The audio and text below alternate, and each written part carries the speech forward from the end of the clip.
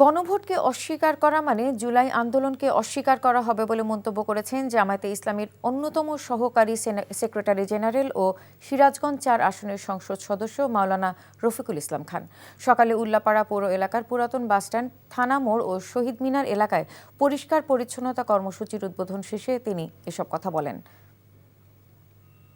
গণভোটে প্রায় ৭০% লোক গণভোটের পক্ষে হাঁ দিয়েছে, রায় দিয়েছে।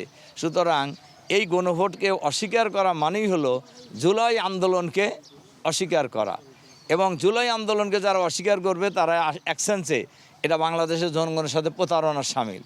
আরেকটা কথা আমি পরিষ্কারভাবে বলতে চাই, আমি যে আজকে উল্লাপাড়া মডেল থানার সামনে মিডিয়ার কথা বলতেছি, জুলাই বিপ্লব না হলে আমি এ জায়গায় আসতেই পারতাম না।